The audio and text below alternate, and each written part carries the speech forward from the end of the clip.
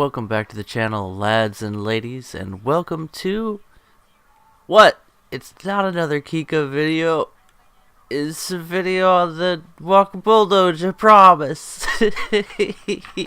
So, I have been grinding like crazy well, not like crazy, honestly. I've been taking some breaks and chilling just because I've been enjoying it so much. I actually had so much fun in this match that I had to take a break for a while to, I don't know, just calm down. And here we are in the Walker Bulldog, as you would expect, this being of course the Japanese version, my favorite 6.7 light tank. Yes, you heard that right. I consistently up tier this into my 6-7 lineup so that I can fly the Kika, and you're about to see why I don't really have a problem with that. Now, the so-called weaknesses of the Walker Bulldog when compared with other light tanks are fairly easily apparent. It doesn't have the best top speed, but it can keep up quite well with things that you face generally at 6-7. You might be 1 or 2 seconds behind an RU-251, but that's okay if you enter the combat zone from the right direction.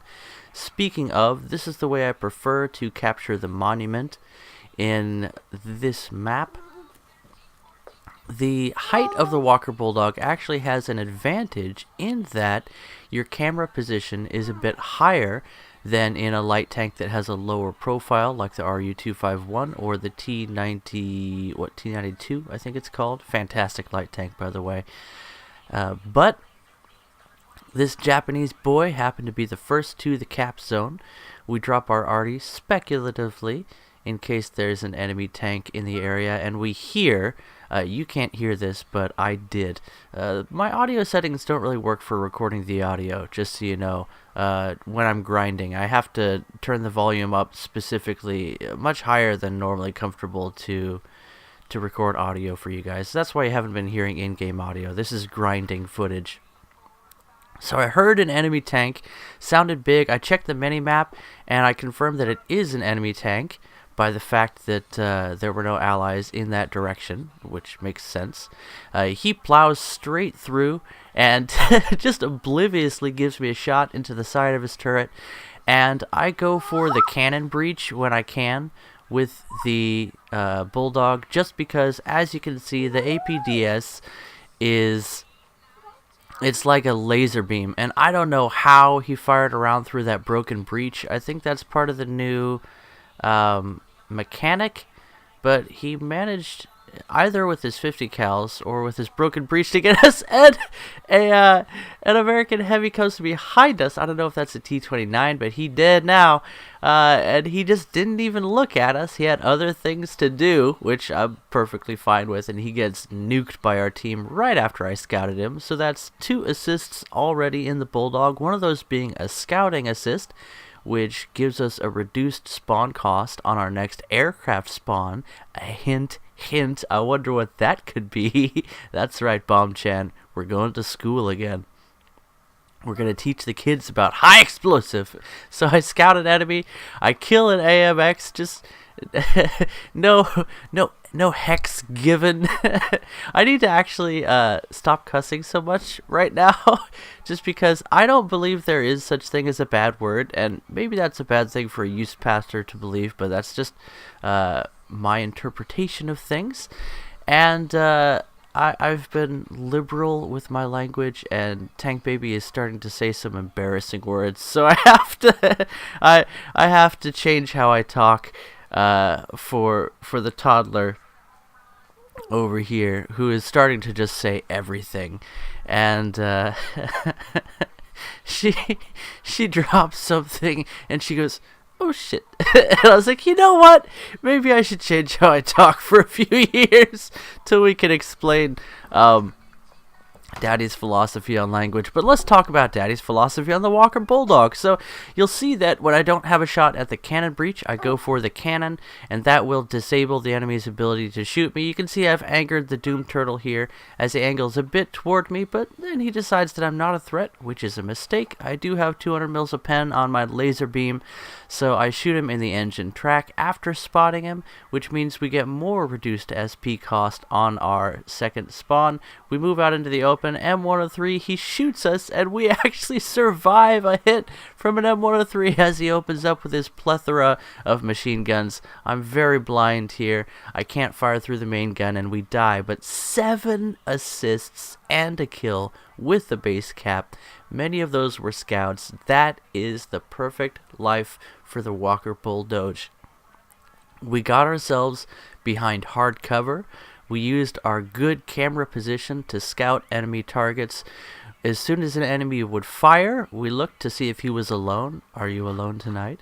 And then we penned him good in an area that would knock out the cannon, either the side of the cannon or the cannon breach. So that was just a perfect setup for us. And of course, what we were really looking forward to this match was flying out in Kika, so I might as well share that with you as well. So, one of the things that I've noticed by playing the same lineup over and over and over again is that once you get a real feel for how your vehicle works, you can do a lot of things with that vehicle with more consistency than you had before. I can line up the guns better on the Kika. I'm more confident in shooting down targets.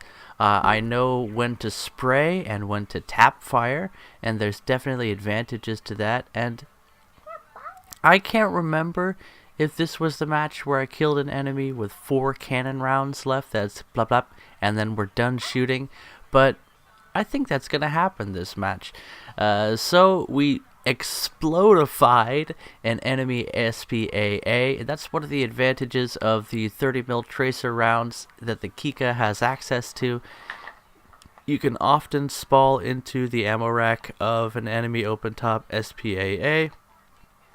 So open top vehicles very susceptible to our attention. We dropped the bomb on a moving target, T-92, and we actually managed to not kill him. The terrain must have eaten that one. We did get that bomb drop fairly close to his location. Maybe he made it to the top of the monument by then. That's too bad. That really is disappointing when the bomb fails to make its target. So it's been a while since I played the same lineup over and over and over again, like I'm doing with Kika and Walker Bulldog right now, and with the Clipwing Zero as a backup, which is such a delightful plane to fly. So I've really fallen in love with this lineup. The last time I played the same lineup consistently like this was when IS-6 came out, and I decided that it was just so powerful. I was just going to research the entire Soviet tree with it. So I got through the T-10M, which was the top tier at the time, and then I was like, okay, that's enough Russian bias for me. That tank was so powerful when it first came out. It definitely was broken when it came to the survivability of the turret, but it still retains a lot of its strengths. So if you're looking for a lineup that you can play over and over again, the Soviet 7.3 is not a bad one to choose. And there it is. We had 4 cannon rounds left. We aim, we take our lead, we send our little children off to cuddle the enemy plane, and they rip off a wing in the process. So that was very satisfying. I've been enjoying my golden plane. I'd love to see a talisman that can multiply Silver Lion rewards. We have the one that increases RP gain. I would pay to double the SL rewards on certain vehicles. Kika specifically has a really good multiplier. It's around 2.55 or something. I think I get around 550% rewards when I'm running a premium account.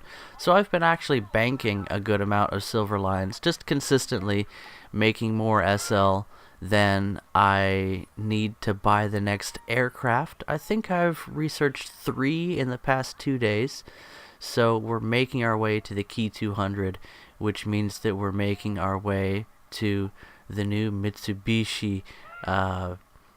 Very, very Bishi.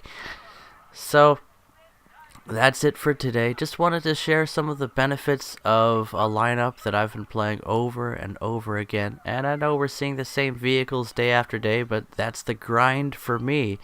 And I have just been enjoying the heck out of myself. I have an interview video to edit, so that's coming up on the channel in the future.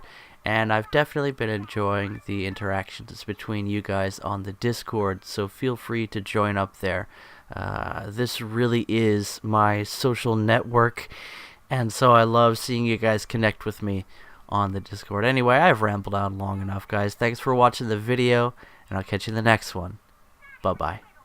Oh, speaking of the Discord, there's one more thing I wanted to mention. I did mention on there that Tank Toddler probably has chicken pox. The pox haven't been really bad. She has a really strong immune system, so I think she's just resisting it really well. And that's actually a good thing, because you want to get chicken pox before you get older. My grandpa didn't, and it turned into the shingles, which is extremely painful. But she's doing great. She just has a lower appetite, and she's more sleepy. She keeps wanting her bottle instead of other kinds of food, and she's just starting to ask for things like cookie. So I think she'll be okay. Anyway, we're doing great here, and hope you guys are enjoying yourselves in the grind of 1.87 and in your own homes as well. God bless you. Anyway, I'll catch you guys later. Bye-bye.